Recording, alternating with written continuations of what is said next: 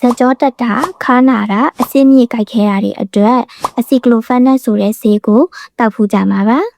အစီကလိုဖန်နက်ဆိုတာကြတော့ NSAIDs လို့ခေါ်တဲ့ steroid မပါတဲ့အယောင်ကျစေတဲ့ကြိုက်ခဲပျောက်စေတဲ့ဆေးတစ်မျိုးဖြစ်ပါတယ်သူကကြတော့ခန္ဓာကိုယ်ထဲမှာနာကျင်မှုနဲ့ရောင်ရမ်းမှုကိုဖြစ်စေတဲ့ prostaglandin ဆိုတဲ့ဓာတ်ကိုပိတ်ပင်နေပြီးတော့နာကျင်တာကိုတတ်တာစေတာပါဒါကြောင့်အဆစ်အမြင့်နာယောဂဝေဒနာရှင်တွေအကြောညက်တာခါနာတာနဲ့ဒူးနာတဲ့သူတွေမှာဒီဆေးကိုတောက်သုံးလေးရှိကြပါတယ်ဘလို့တောက်ရမလဲဆိုရင်100မီလီဂရမ်ကိုမနက်တစ်ချိန်ညတစ်ချိန်အစာစားပြီးမှရေများများနဲ့တောက်ပေးရပါမယ်ဆေးတိုင်းမှာတော့ဘီထွက်ဆိုကျိုးရှိပါတယ်အဖြစ်များတဲ့ဘီထွက်ဆိုကျိုးတွေကကြတော့ပြို့အန်တာရင်ပြေးခင်ကဲဖြစ်တာဝမ်းတက်တာမျိုးဘိုင်းအောင်တာမျိုးတော့ဖြစ်တတ်ပါတယ်အထူးသတိထားမယ့်သူတွေကကြတော့ပန်းနာရင်ကျက်ယောဂအခန်းရှိတဲ့သူတွေအစာအိမ်ယောဂအခန်းရှိတဲ့သူတွေနဲ့နှလုံးကြောက်ကက်နဲ့အသေးယောဂအခန်းရှိတဲ့သူတွေကတော့ဆရာဝန်ညွှန်ကြားချက်မပါဘဲနဲ့မိမိသဘောနဲ့မိမိလုံးဝမတောက်သင့်ပါဘူး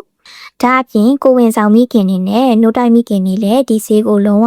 ရှောင်ကျဉ်မရပါမယ်ဆေးတောက်ပြီးလို့ပုံမှန်မဟုတ်တဲ့ယောဂလက္ခဏာတွေပြလာမယ်ဆိုရင်တော့ညီဆက်ရဆေးရုံဆေးခန်းကိုအမြန်ဆုံးတွားရောက်ပြသတင်ပါတယ်နော်အားလုံးပဲကြမှာကြပါလိမ့်ရှင်